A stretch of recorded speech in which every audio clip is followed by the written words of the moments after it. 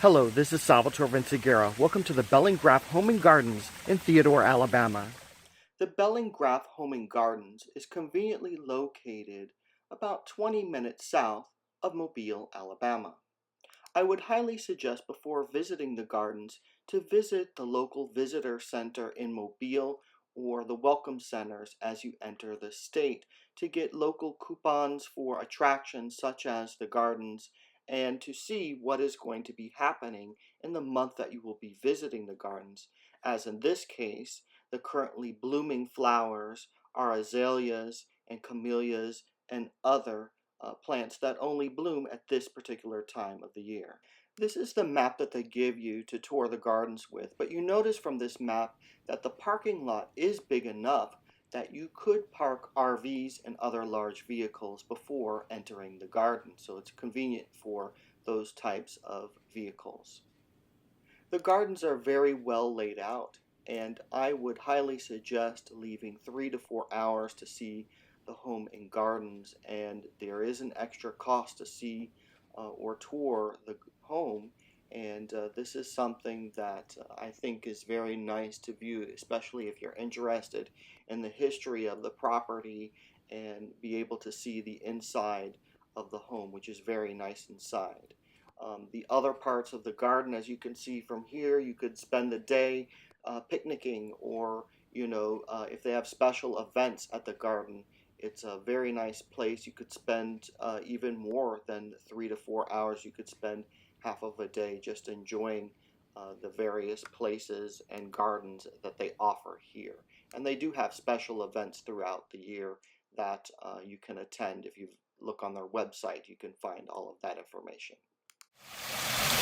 This is the Rose Garden, and it is early March here in Alabama, and you can see that the roses are still dormant.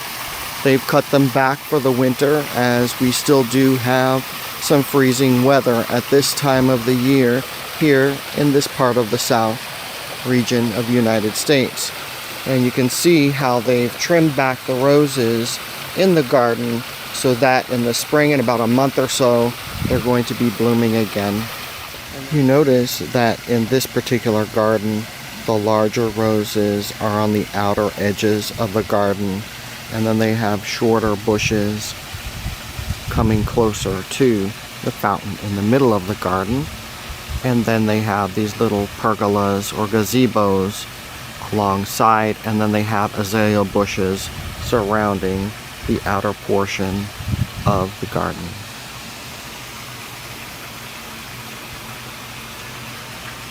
Some of the roses that are blooming in the garden. We're now inside the conservatory, and as you can see, in front of us is a vanilla plant, and it's a quite large vanilla plant that is just growing everywhere. The temperature inside of the greenhouse is about 80 degrees, and the temperature outside today is in the 50s to 60s.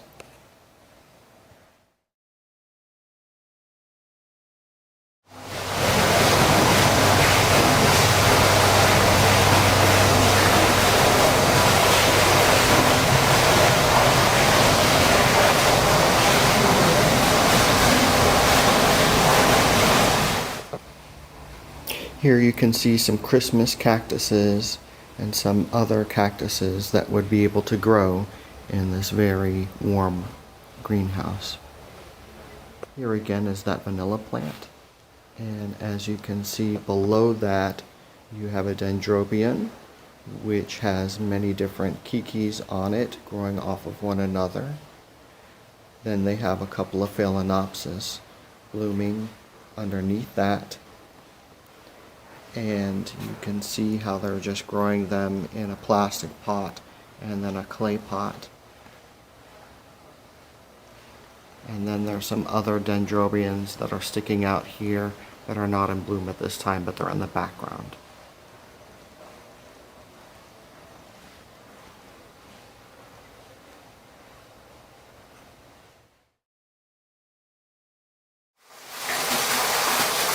We have a couple of hibiscus in here and some other tropical plants.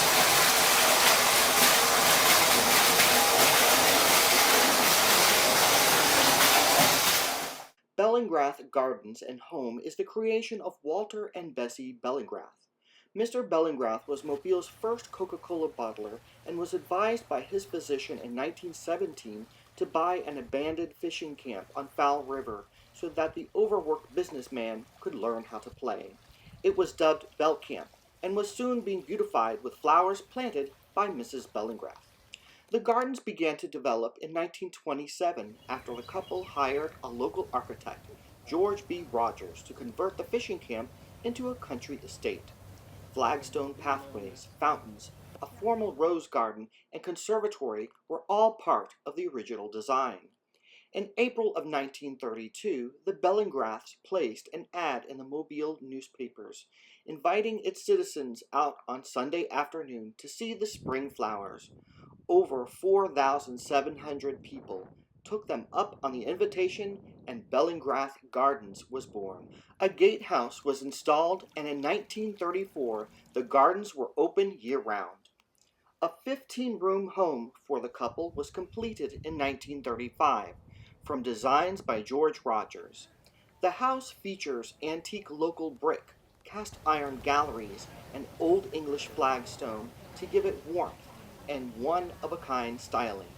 Its interiors today still house the period furniture, porcelain, silver, and crystal collected by Mrs. Bellingrath over a span of more than 35 years. Mrs. Bellingrath died in 1943 and her husband in 1955.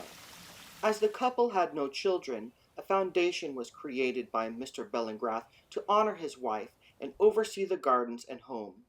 Income also goes to 3 Christian colleges and 2 local churches, and has provided hundreds of scholarships over the years. Bellingrath Gardens and Home continues to follow Walter Bellingrath's charge to maintain this property as a fitting and permanent memorial to my wife. This is the Delchamps Gallery of Beam Porcelain.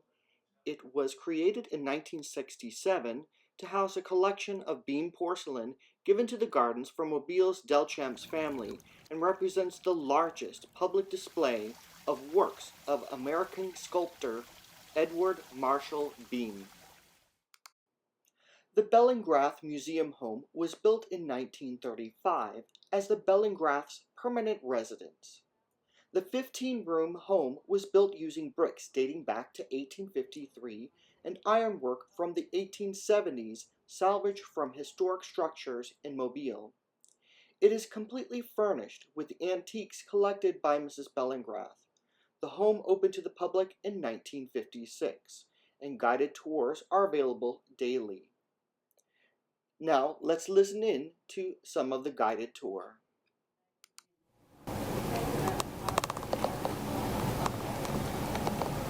Match, and Paul Morphy said if you had done this, this, and this, you would have won.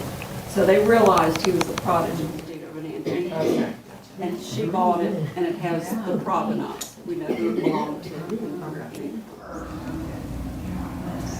Unless you want to move on, like we're taking, they cooked on a wood-burning stove. There's a photograph of it right here. When they first moved white Alabama marble from Silicago. Works like an island. Same ideas were related to some of the gardeners who worked outside, so everybody wanted to be out of the sun and in here in the cool kitchen. He actually stayed here and he did what I'm doing. He gave tours. I didn't start here enough to talk to Luther, but Luther was a little. His room was a porch. A three-room porch until 1951. The story comes back. It should be as dark as the side. Pieces on the side. They're engraved with different names of people who thank you for what you've done throughout your life.